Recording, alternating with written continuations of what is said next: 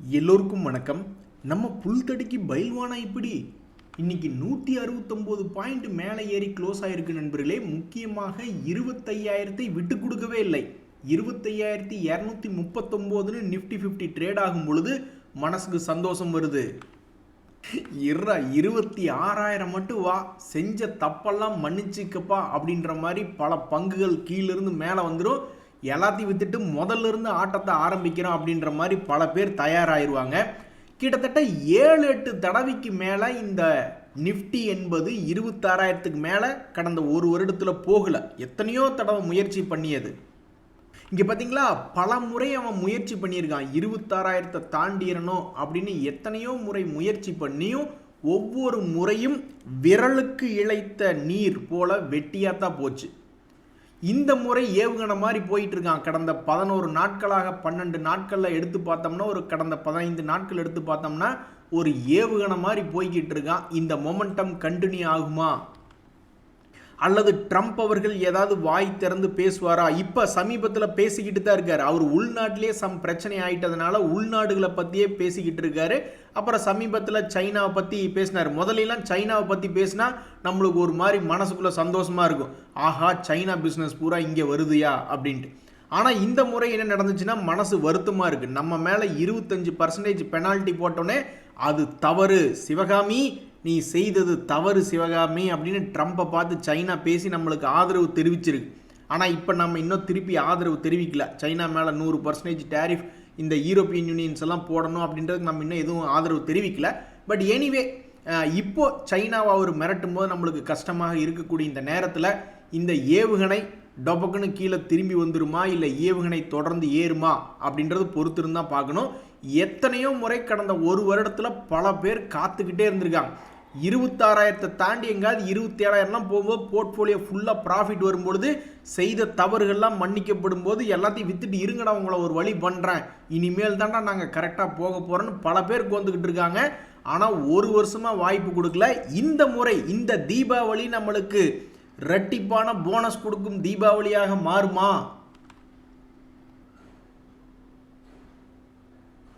நண்பர்களே, இன்னைக்கு மிகப்பெரிய ஒரு செய்தி என்ன அப்படின்னு பார்த்தீங்கன்னா, இந்த பாரத் எலக்ட்ரானிக்ஸில் ஒரு மேஜர் ஆர்டர் ஜெயிச்சிருக்காங்க, கிடைச்சிருக்கு அப்படின்ற தகவல் வந்திருக்கு. ஆனாலும் இந்த பங்கு இன்னைக்கு மைனஸில் இருந்த பங்கு க்ளோசிங்கில் 1% தான் ஏறி இருக்கு. இதுக்கு மிக முக்கியமான காரணம் என்னென்னா, இந்த மேஜர் ஆர்டர் சம்மந்தப்பட்ட தகவல் வந்தது மார்க்கெட் டைம் முடிஞ்சதுனால தான். அதனால தான் மேபி இது இன்னைக்கு இந்த மார்க்கெட்டில் இதுக்கு பெருசாக ஹெல்ப் பண்ணலையோ. மைனஸ்லேருந்து 1% ஏறி வந்திருக்கான். பட் இருந்தாலும் இந்த மேஜர் ஆர்டர் அப்படின்ற ஒரு தகவல் விட்டுருக்காங்க. இந்த சமயத்தில் பாருங்கள், எதிராளியை கண்ணிமைக்கும் நேரத்தில் நம்மளை டிஷ்யூன்னு சுற்றுவானுங்க அப்படின்ற மாதிரி இந்த பிஎல் அப்படின்ற ஷேர் தொடர்ந்து இறங்கு முகமாகவே இருந்தது. ஆஹா, அருமையான ஒரு ஆப்பர்ச்சுனிட்டிக்கு இது வருமா, இது 2 days மூவிங் ஆவரேஜை ஒரு 340க்கு இது தொடுமா, அல்லது இந்த வருடத்தினுடைய தொடக்கத்தில் ஜனவரி பிப்ரவரி சமயங்களில் பார்த்தீங்கன்னா வெறும் 240 ரூபா இருந்தது. அப்போ 240 ரூபா இறங்கி புது புது முதலீட்டாளர்களுக்கு முதல்ல 420 ரூபா உச்சமாக இருந்தது. இப்போ 400 ரூபா இருக்குது. ஆனால் 150 ரூபாய்க்கு மேலே இறங்கி இந்த வருஷத்தினுடைய லோ 260 ரூபாயில் விழுகுமா, நம்ம கேட்ச் பிடிப்போமா அப்படின்னு நிறைய பேர் பார்த்துட்டு இருந்தாங்க. சத்தியமாக அது திடீர்னு ஒரு 10% எதிராளி நம்மளை பார்த்து டிஷ்யூம்னு சுட்ட மாதிரி அவன் எந்த சம்மந்தமே இல்லாமல் ஏதோ ஒரு இடத்துலேருந்து டபக்குன்னு 10% ஏறிட்டான் போங்க.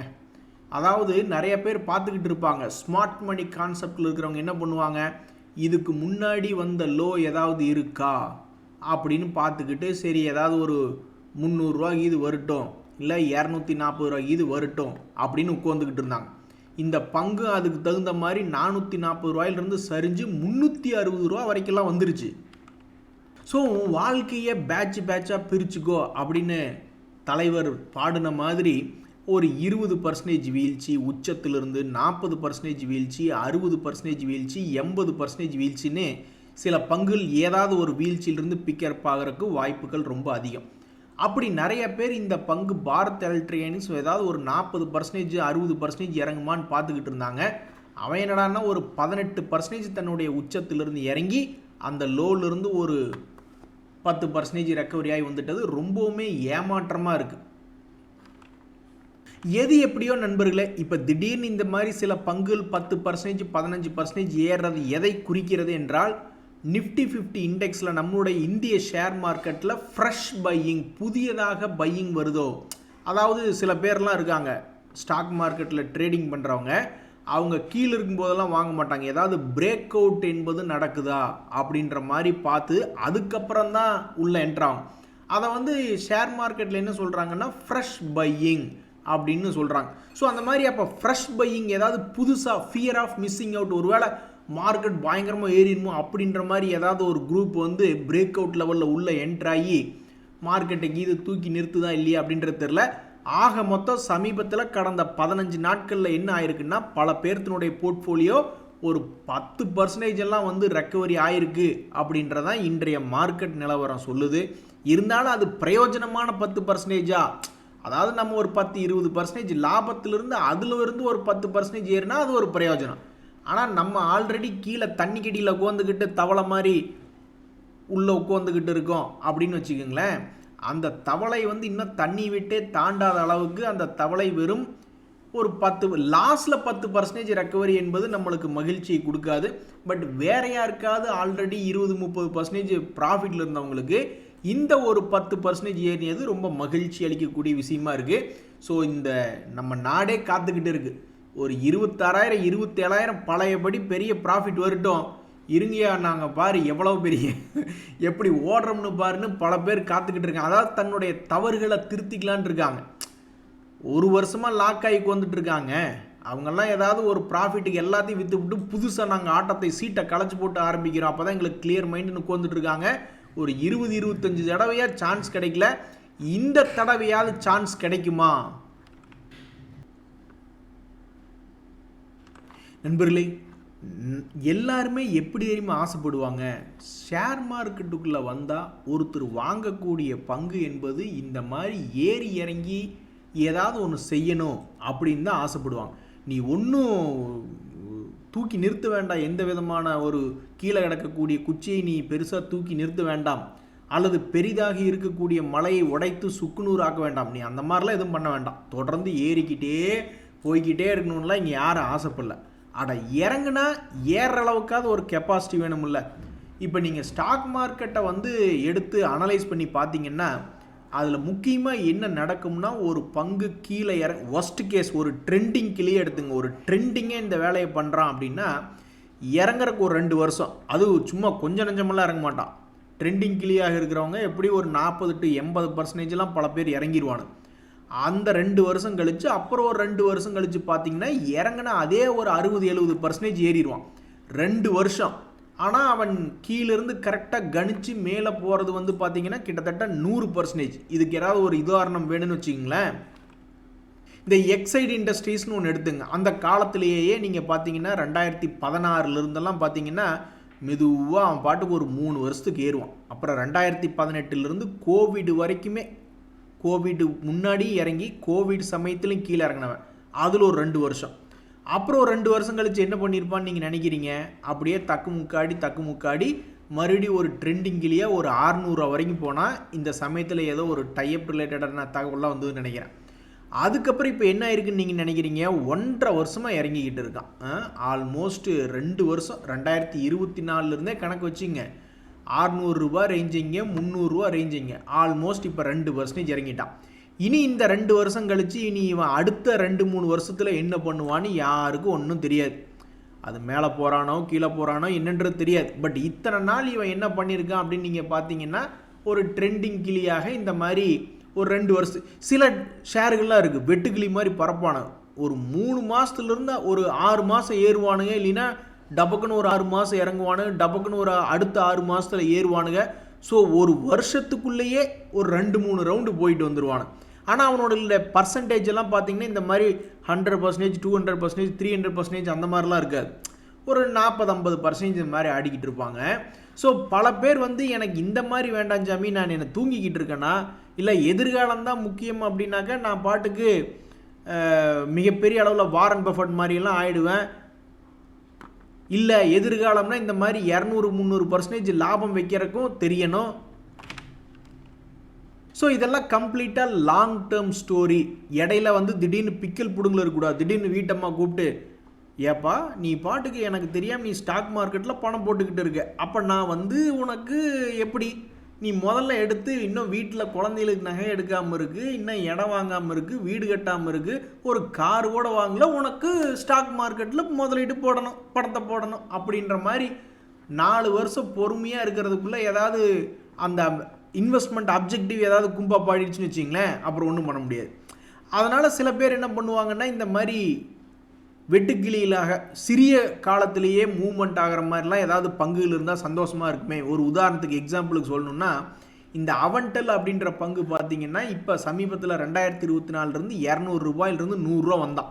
இப்போ 2025 ஜனவரி சமயங்களில் 100 இருந்தான். அப்புறம் என்ன நினச்சானோ தெரில, ஒரு 190 அப்படின்னு போனான். மறுபடியும் 190 ரேஞ்சிலேருந்து என்ன நினச்சானோ 120 வந்தான்.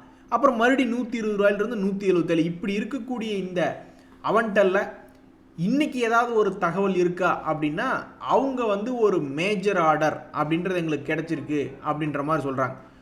அது எப்படிங்க நீங்கள் வந்து ஓரளவுக்கு கன்சிடரபிளான ஆர்டர் நீங்கன்னு யோசிச்சிங்கன்னா, அது 9.92 கோடி தான். ஆனால் அவங்களுடைய மொத்த சேல்ஸ் என்ன அப்படின்னு பார்த்தீங்கன்னா, ஒரு குவார்ட்டருக்கே 51 கோடி தான் பண்ணுறாங்க. அப்போ அந்த 51 கோடியில் ஆல்மோஸ்ட் இது வந்து பார்த்தீங்கன்னா 20% பக்கமாக வருது இல்லை. ஸோ ஒரு சின்ன குட்டியாக, விளையாட்டு குட்டியாக அவன் பாட்டுக்கு இறங்கி ஏறி மார்க்கெட்டுக்குள்ளே ஆடிக்கிட்டு இருக்கான். இனி இவனுடைய அடுத்த மூவ்மெண்ட் அடுத்த ஒரு 6 மாதம் கழித்து பார்க்கும் பொழுது இவனுடைய மூவ்மெண்ட் எந்த பக்கம் இருக்கும் அப்படின்னு பல பேர் பார்க்குறதுக்கு ரொம்ப சுவாரஸ்யமாக இருக்காங்க. டொப்புக்குன்னு கீழே ஒரு 60-70 ரூபா உழுகிறானா, அல்லது மேலே ஒரு இது வரைக்கும் அவனுடைய உச்சியை அவன் பார்த்ததில்லை. மேலே எப்பெல்லாம் அண்ணாந்து பார்க்குறானோ அப்போல்லாம் தம்பி நீ கீழே போ அப்படின்னு சொல்லிட்டு அவனை பல முறை கீழே தான் அனுப்பிச்சிருக்காங்க. 3 முறை கீழே அனுப்பிச்சிருக்காங்க. 4வது முறையாக மேலே வந்திருக்கு. ஸோ இந்த இடத்துல மறுபடியும் இந்த பங்கு என்ன செய்ய காத்திருக்கிறது, இந்த ஷேரினுடைய விலை எந்த பக்கம் நகரப் போகிறது அப்படின்னு தெரிஞ்சுக்கிறதுக்கு ரொம்ப ஆர்வமாக இருக்குது. கம் ஆஃப்டர் 6 months அப்படின்ற மாதிரி இந்த பங்கினுடைய மைண்ட் வாய்ஸாக இருக்குது. இன்னொரு மிக முக்கியமான பங்கை பற்றி தான் இப்போ நம்ம பேச போகிறோங்க நண்பர்களே. 14,000 கோடி மார்க்கெட் கேபிட்டல் கொண்ட ஒரு பங்கு சயண்ட் அப்படின்ற ஒரு பங்கு. ஒரு 2% டிவிடெண்ட் என்பது கொடுத்துக்கிட்டு இருக்குது. ஏற்கனவே இந்த பங்கு என்ன பண்ணியிருக்குன்னா, தன்னுடைய உச்சமான 2,200 ஆல்மோஸ்ட் 50% பக்கம் இறங்கிட்டான். ஸோ முதல்ல வந்து 1% குறைவாக டிவிடெண்ட் ஈல்டு இருந்திருக்கும். இப்போ 2% என்பது காமிச்சிக்கிட்டு இருக்கு போல். இப்படி இருக்கக்கூடிய இந்த சயண்ட் அப்படின்ற பங்கில் இன்றைக்கி என்ன ஒரு தகவல்னா, 50 days மூவிங் ஆவரேஜ் என்பது இது தாண்டாமல் ரொம்ப காலமாகவே சுற்றிக்கிட்டு இருக்குது. இதுக்கு முன்னாடி ஒரு முறை 50 days மூவிங் ஆவரேஜ் தாண்டி ஓரளவுக்கு ஷேர் ஹோல்டர்ஸை சந்தோஷப்படுத்தலாம் அப்படின்னு கொஞ்சம் மேல் நோக்கி போக ட்ரை பண்ணான். அப்புறம் மார்க்கெட் சரியில்லைன்னு சொல்லி அவனை பிடிச்சி கீழே இறக்கி விட்டாங்க. ஸோ இந்த சயண்ட் அப்படின்ற பங்கு ரொம்ப நாள் மிக நீண்ட காலம் கழித்து போன வருஷம் டிசம்பர் சமயத்தில் சந்தோஷப்படுத்தி வைக்கிட்டு இருந்த பங்கு அதுக்கப்புறம் கீழே இறங்கினவன் இன்றைக்கி ஒரு டெசிசிவாக 50 days மூவிங் ஆவரேஜ் பக்கத்தில் ட்ரேட் ஆகிட்டுருக்கு. இனி இந்த பங்கு என்ன பண்ணுவான், எப்படி மூவ் ஆகுவான் அப்படின்றது யாருக்கும் தெரியாது. பட் எனிவே, இதுக்கு முன்னாடி ஒரு காலத்தில் இப்படி எப்படியாவது கீழே விழுந்திருக்கானா அப்படின்னு பார்த்தோம்னா, அது எப்போவோ ஒரு 2022களில் விழுந்திருக்கான். 2022களில் எப்போவோ ஒரு முறை 1,200 ரூபாயிலிருந்து 600 ரூபாய்னு ஆல்மோஸ்ட் 50% ஒரு முறை இறங்கியிருக்கான். அதுக்கப்புறம் மார்க்கெட்டில் எப்போ ஒரு முறை பூம் வந்த பிறகு 2022 மறுபடியும் 600 ரூபாயிலிருந்து 2,400 வரைக்கும் போன ஒரு பங்கு தான். அந்த சமயத்தில் இவன் எவ்வளவு லாபம் பண்ணிக்கிட்டு இருந்தான் அப்படின்னு நீங்கள் பார்த்தீங்கன்னு வச்சிங்களேன், அப்போல்லாம் 266 கோடி தான் 2014 பண்ணிக்கிட்டு இருந்தாங்க. அதுக்கப்புறம் பிக்கப் ஆகி 700 கோடி 500 கோடின்லாம் பிக்கப் ஆகி வந்துட்டாங்க. இப்போவுமே கூட 700 கோடி தாண்ட முடியலனாலும் 648 கோடி ட்ரெயிலிங் 12 months அப்படின்ற மாதிரிலாம் சில டேட்டா இருக்குது. ஸோ சமீபத்தில் அவனுடைய P&L என்பது ரொம்பவுமே மோசம் அப்படின்ற மாதிரிலாம் இல்லாமல் அவன் எப்பவும் பண்ணக்கூடிய வளர்ச்சி என்பது இல்லை, ஒரு மாதிரி ஃப்ளாட் ஆகிட்டான். மற்றபடி வளர்ச்சி என்பது இல்லை. இப்படி இருக்கக்கூடிய இந்த சியண்ட் அப்படின்ற பங்கில் ஏதாவது தகவல் நியூஸ் வராதா, எங்களை ஏன் போட்டு கீழே உட்கார வச்சுருக்கீங்க அப்படின்னு பல பேர் புலம்பிக்கிட்டு இருந்தாங்க. அப்போ தான் வந்து ஒரு எப்படி பார்த்தாலும் அது வந்து அடுத்த ஏர்னிங் சீசன் அப்படின்ற ஒரு முக்கியமான கட்டத்துக்குள்ளே போகுது. அப்போ அது அந்த பங்கு எந்த பக்கம் போகும் வரும் அப்படின்றது யாருக்கும் தெரியாது. ஆனால் அதுக்கு முன்னாடியே ஒரு முக்கிய தகவல் என்ன வந்திருக்கு அப்படின்ற மாதிரி நீங்கள் பார்த்தீங்கன்னாக்கா, அவங்க சொல்கிறாங்க, இந்த மாதிரி பெங்களூரில் நாங்கள் வந்து சயண்ட் செமிகண்டக்டர்ஸ் மற்றும் எங்களுடைய பார்ட்னர் அனோரா பார்ட்னர் அப்படின்றவங்க என்ன பண்ணியிருக்கோம்னா ப்ரொடக்ஷன் அண்டு செமிகண்டக்டர் சம்மந்தப்பட்ட semiconductor validation and production test floor அப்படின்றது ஒன்று பண்ணியிருக்கோம் அப்படின்ற மாதிரி அவங்களுடைய அறிவிப்பு வெளியிட்டிருக்காங்க. சரி, பையன் படிப்பு முடிச்சிட்டான், வேலைக்கு போயிட்டான், கை நிறைய சம்பாதிக்கிறான், ஜாதகத்தை எடுத்துட வேண்டியதுதான் அப்படின்ற மாதிரி இந்த சிஎன்ட் லிமிடெட் அப்படின்ற பங்குக்கு இந்த மார்க்கெட் கருணை காட்டுமா? சமீபத்திய 2400 இப்படி ஆல்மோஸ்ட் 50% இறங்கி கிடக்கக்கூடிய இந்த சிஎன்ட் லிமிடெடுக்கு இந்த தகவல் ஏதாவது உதவி செய்யுமா அப்படின்றதான் இப்போ மார்க்கெட்டில் இருக்கிறவங்கெல்லாம் பார்த்துக்கிட்டு இருக்காங்க. அடுத்தடுத்த நாட்களில் இந்த தகவல் ஏதாவது செய்யுமா அப்படின்ட்டு. இல்லை அந்த பங்கில் அந்த நியூஸில் எதுவும் பெருசாக நியூஸ் இல்லை அப்படின்ற மாதிரி மார்க்கெட் இதை செலிப்ரேட் பண்ணாமல், இந்த நியூஸை செலிப்ரேட் பண்ணாமல் இதை கீழே விடுதா மேலே கொண்டு வருதா அப்படின்றது யாருக்கும் தெரில. பட் தற்போதைய நிலைமையில் இப்படி ஒரு நியூஸ் என்பது மார்க்கெட்டில் வந்திருக்கு. அடுத்து நம்ம பார்க்கக்கூடிய ஷேர் வந்து இந்த ஏம்பர் என்டர்பிரைசஸ். அட பாவிலா, நோக்கு அமையிறது நேக்கு அமையலை அப்படின்ற மாதிரி இப்போ தான் இவன் 50 days மூவிங் ஆவரேஜுக்கு கீழே வீக்கான ஒரு பங்கு. அப்புறம் என்ன நினச்சானா ஒரு ஜம்ப் அடித்தான், அதுக்கப்புறம் அப்படியே பிக்கப் ஆகி இப்போ லோ ரேட்லேருந்து ஆல்மோஸ்ட் ஒரு 20% என்பது ரெக்கவரி ஆகிருக்கு இந்த ஏம்பர் என்டர்பிரைஸ். அடாடாடா, நீ எல்லாவோ ஷேர், மற்றதெல்லாம் கும்பா குட்டி ஷேர். நான் என்னையெல்லாம் கேட்டால் ஸ்டிக்கரில் எழுதி ஒட்டிடுவேன். ஏறாத ஒரு பங்கு கும்பா குட்டி தாங்க. மார்க்கெட் நல்லா இருக்குது அப்படின்ற ஒரு சமயத்தில் மார்க்கெட் ஆல்மோஸ்ட் பழைய ஹை பக்கத்தில் வந்துட்டான். அப்படி வரும்பொழுது இந்த மாதிரி எல்லா பங்குகளும் தன்னுடைய பழைய ஹை இவன்லாம் 2025, அதாவது ஒரு 8 மாதத்துக்கு முன்னாடி பார்த்தீங்கன்னா 8298 ரூபா இருந்தவன். அதுக்கப்புறம் பெரிதும் வீழ்ச்சி அடைஞ்சு 5000 ரூபா போயிட்டான். அதுக்கப்புறம் ஒரு வருஷம் கூடி தன்னுடைய பழைய இடத்த மீட்டடிச்சிருக்கான். பட் இருந்தாலும் இந்த ஷேர் இங்கே வாங்கினவங்களுக்கு ஒரு ஈஸி ஐடியா கிடைக்குது இல்லை, இனி அடுத்தது என்ன பண்ணலாம், அவங்களுடைய தவறுகள் அனைத்தும் மன்னிக்கப்பட்டு விட்டன.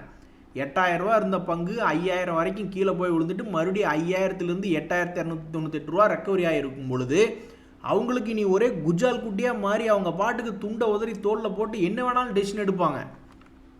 சரி நண்பர்களே, நம்ம எல்லாருமே எதிர்பார்க்கறது என்னென்னா ஒரு மிகப்பெரிய very big announcement from US trade talks அப்படின்றதான் நம்ம எல்லாரும் எதிர்பார்க்குறோம். ஒரு அதாவது அங்கே அமெரிக்கா எங்கே இருக்குது, இந்தியா எங்கே இருக்குது, இவ்வளோ தூரம் டிஸ்டன்ஸ் ட்ராவல் பண்ணி நம்ம இந்திய நாட்டுக்கு வந்திருக்காங்க வர்த்தக ஒப்பந்தம் பற்றி பேசுகிறதுக்கு. ஒரு மிகப்பெரிய ஒரு தகவலை தான் நம்ம எல்லாருமே அதாவது நம்ம ஸ்டாக் மார்க்கெட்டுக்கு மட்டும் இல்லை, மொத்த இந்திய பொருளை எங்கள் திருப்பூர்லேருந்து கூட நாங்கள் எதிர்பார்த்து காத்துக்கிட்டு இருக்கோம். எங்களை விடவும் அதிகமாக அடி வாங்கினது இந்த ஆந்திரா குரூப்பு. அவங்களுடைய சீ ஃபுட் ரிலேட்டடான எக்ஸ்போர்ட்லாம் வந்து ரொம்பவுமே அதிகமான ஒரு வேல்யூ. அவங்கெல்லாம் ரொம்பவுமே கஷ்டத்தில் இருக்காங்க. ஸோ ஒரு மிகப்பெரிய ஒரு தகவலை தான் நம்ம எதிர்பார்த்துக்கிட்டு இருக்கோம். இன்றைய நாளிலிருந்து தொடங்கி இந்த வாரத்தில் மிக மிக மிக மிகப்பெரிய ஒரு தகவல்கள் எதிர்பார்த்துட்டு இருக்கோம். சமீபத்தில் நிஃப்டி வந்து ஒரு 500 பாயிண்ட் அல்லது ஒரு 400 பாயிண்ட் அப்படின்னு ஒரே ஜம்ப்பான மூவ்மெண்ட்டெல்லாம் இப்போ வரைக்கும், அல்லது கீழே இறங்கினாலும் சரி தான், அதுவும் ஒன்றும் பிரச்சனை இல்லை, ஏதோ ஒன்று நடக்கணும். பெரிய மூவ்மெண்ட் என்பது சமீபத்திய நாட்களில் நடக்கவே இல்லை. ஸோ ஒரு 500 பாயிண்ட் ஏங்க 25,239 இருக்குங்க நிஃப்டி. இப்போ கூட அவன் 100 பாயிண்ட்டுக்கு 50 பாயிண்ட்டுக்கு ஏறி இறங்கிக்கிட்டு இருக்கானுங்க. என்னங்க அநியாயமாக இருக்குது.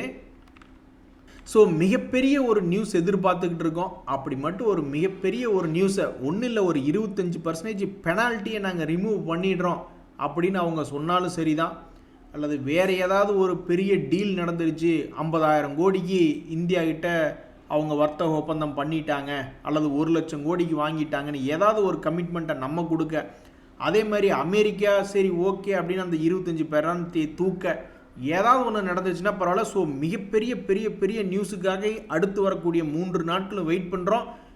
வந்துடுச்சுன்னா எதிர்பார்த்த மாதிரி வந்துருச்சுன்னா வெற்றி நமதே அப்படின்ட்டு ஜாலியாக இருக்கும். நன்றி, வணக்கம்.